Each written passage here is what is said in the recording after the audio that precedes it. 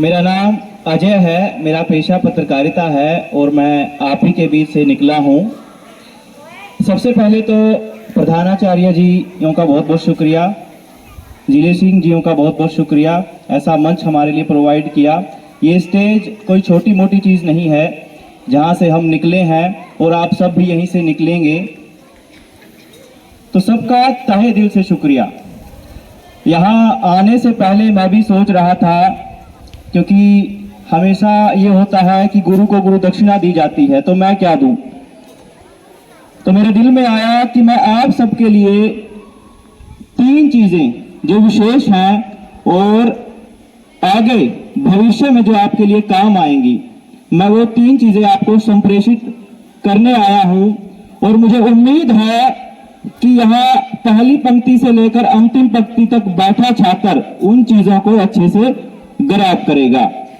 और जहां तक विद्यालयों की अनुभव की बात है, तो मैं जब भी आज भी अगर घर से चला हूं तो मैं अपने नाखून चेक करके चला हूं, मैं अपने बाल चेक करके चला हूं। ये चीज मैंने देखी है कि मेरी शर्ट पैंट के अंदर डली हुई है या नहीं। जो ये यहाँ से ये बाँह चढ़ा रखी है, ये भी हालांकि गलत है अनुशासन के नजरिए से, लेकिन मेरे लिए कैजुअल लगता है, मेरा प्रोफेशन ऐसा मुझे करनी पड़ रही है।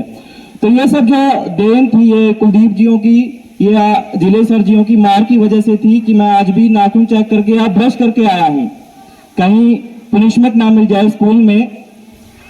और जितनी भी मार पड़ी है स्कूल से, आज मुझे ध्यान है कि वो जरूरी थी। जितने भी डंडे लगे हैं या जितनी बार भी हम मुर्गे बने हैं, वो जरूरत थी उस समय की, ताकि आज हम बेहतर बने। और आपके लिए भी, अगर आपको कभी लगे कि टीचर ने ज्यादा मार दिया, उसको कम मार दिया, अगर आपके ज़हन में ये बात आ जाए तो सोच लेना, आपको जहां मैं आज खड़ा हूं उस चीज के लिए ये चीज हो रही है, तो आपके अच्छे के लिए है वो, जितनी भी मार पड़े। और अब 3 चीजों पर जो मैं सोच रहा था आपको देने आया हूं। पहला, डिजिटल डिटॉक्स कैंपेन, और दूसरी, समता मूलक समाज की एक सोच और उसकी जरूरत, और तीसरा जो आज का कैंपेन है, कैरियर काउंसलिंग प्रोग्राम। तो पहला मैं जिक्र करूंगा डिजिटल डिटॉक्स कैंपेन। इसकी जरूरत क्या है? चाइना में अभी हो क्या रहा है? क्या मैं ये गैस कर सकता हूं कि पहली पंक्ति से लेकर आखिरी पंक्ति तक कोई मेरी बात अच्छे से सुन रहा है? एक बार यस करके बताओ। मैं बोर करने नहीं आया हूं, संक्षिप्त में ही कहा तो संक्षिप्त में ही बात रखूंगा। ठीक है, सबको सुनाई दे रही है? हाथ नीचे कर लो। अब ये बताओ, अखबार आप में से कौन पढ़ता है? हाथ ऊपर कर लो। और मैं कोशिश करूंगा कि स्टाफ में इंक्लूड हो। आप में से अखबार कितने पढ़ते हैं? पढ़ना होना चाहिए। हफ्ते में कितनी बार पढ़ते हो? अखबार पढ़ते हो? ठीक है, हाथ नीचे। टीवी कितने देखते हो? रेशो कम है। और अब मोबाइल कितने देखते हो? ठीक है, तो हमारे बीच ये मीडियम है जिनको हम बोलते हैं कि ये मीडिया, मतलब ये अखबार, टीवी या मोबाइल, ये हमारा मीडिया है या माध्यम है। ठीक है, तो इनके लिए हमारे बीच एक सोच होना जरूरी है कि हम किस माध्यम का सबसे ज्यादा प्रयोग कर रहे हैं, क्या देख रहे हैं और क्या नहीं देख रहे हैं, और क्या हमें देखना चाहिए। ठीक है, तो अभी मैं जहां से बात शुरू की थी, चाइना में हो क्या रहा है, चीन देश की बात है, वहां पे चल रहे हैं डिजिटल डिटॉक्स कैंपेन।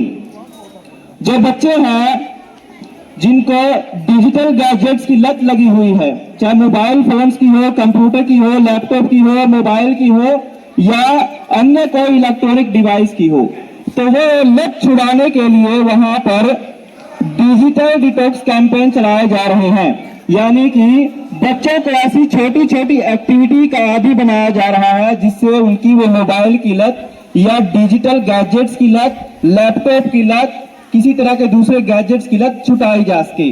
जिससे उनको क्या करते हैं, टीचर्स जो होते हैं, छोटी छोटी एक्टिविटी, कलर दे दिए, स्लेट दे दी, पेंसिल दे दी कि रंगोली करो, तो इसी तरीके से वहां पे उन लत को छुड़ाने के लिए कोई दूसरी लत दी जा रही है। तो उम्मीद करता हूं अगर आपके भी कोई डिजिटल डिटॉक्स कैंपेन का ज्वाइन करना चाहता है या आप सोच रहे हैं कि आप नोमोफोबिया नामक बीमारी से ग्रसित हैं। नोमोफोबिया मतलब कि नो मोबाइल फोन्स, यानी बिना मोबाइल के रहा नहीं जाता। दोबारा से, जिनको भी बिना मोबाइल फोन के रहा नहीं जाता वो कहीं ना कहीं नोमोफोबिया से ग्रसित हैं। वो बच्चे भी हो सकते हैं, स्टाफ के मेंबर्स भी हो सकते हैं। तो इस नोमोफोबिया बीमारी से निकलने के लिए आपके लिए जरूरी है कि आप डिजिटल डिटॉक्स कैंपेन को अपनाएं अपने अपने जीवन में, और उस लत को छुड़ाने के लिए एक बड़ी लाठी अपने जीवन में खड़ी कर दो। कहते हैं ना कि अगर किसी लाठी को बिना तोड़े छोटी करना है तो उसके सामने बड़ी लाठी खड़ी कर दो, तो वह बड़ी लाठी होगी आपका डिजिटल डिटॉक्स कैंपेन या फिर कोई दूसरी एक्टिविटी जिसके सामने ये फोन की लत, ये डिजिटल लत आपसे छूट जाए। और दूसरी जो चीज थी, एक समता मूलक समाज की सोच। कोई बच्चा पढ़ रहा है 4th क्लास में, 5th में, 6th में, एक बार अपनी सोसाइटी में देखो कि कोई अगर मानसिक तनाव से ग्रसित है वो क्यों है। उसके लिए कंस्ट्रक्टिव सोच रखो कि अगर वो तनाव से ग्रसित है तो उसकी वजह क्या होगी, क्या मोबाइल फोन या कोई दूसरा अन्य प्रेशर। और मैं सबको बराबरी के नजरिए से देखूं, ना मेरे से कोई छोटा है। जब भी मैं किसी से बात करूं तो मैं चाहे कितना भी बड़ा बन जाऊं, मैं उसको अपने इक्वल नजरिए से समझूं, यानी उसमें एक ईश्वर की भांति उसको देखूं। तो एक समता मूलक समाज की सोच को आपको आगे लेके चलना है। इस पर लंबी बात हो जाएगी मेरे ख्याल से। तो समता मूलक समाज के बाद अब बारी आती है आपके कैरियर काउंसलिंग प्रोग्राम की।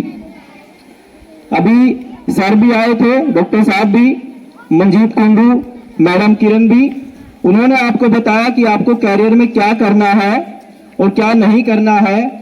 मगर कैरियर के साथ साथ आपको यह भी सराउंडिंग्स में ध्यान रखना है कि आने वाले वक्त में डिमांड किस चीज की होगी।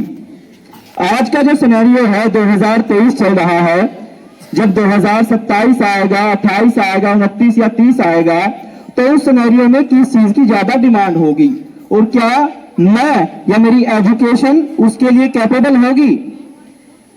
मेरे ख्याल से एक स्किल ओरिएंटेड होना बेहद जरूरी है। आपको जरूरी यह भी है कि आप एकेडमिक्स में कैरियर बनाएं, शैक्षणिक गतिविधियों में भी कैरियर बनाएं, जैसा कि एग्जाम की बात चल रही थी। उसी के साथ साथ एक स्किल ओरिएंटेड होना भी आपके लिए बेहद जरूरी है।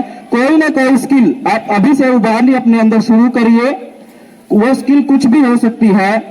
वो स्किल ये भी हो सकती है कि आपको कुछ नया बनाना आता है, आपको पेंटिंग करनी अच्छी आती है, तो उसी में आप अपना कैरियर ढूंढ सकते हैं। इसी के साथ साथ और भी दूसरी चीजें हैं जो आपको लगता है कि आने वाले समय में उसकी डिमांड हो सकती है, तो उसके अनुरूप मैं अपने आप को तैयार करूं। तो अगर भविष्य को लेकर के आप चल रहे हैं तो आपको देखना होगा कि उसके प्रोस्पेक्टिव वे में डिमांड किस चीज की है, तो उसके अनुरूप क्या मैं तैयार कर रहा हूं खुद को। मुझे लगता है कि अंतिम से अंतिम विद्यार्थी तक अगर बात पहुंची हो तो बहुत बहुत शुक्रिया। आपने इतना कीमती समय दिया, बेहद धन्यवाद।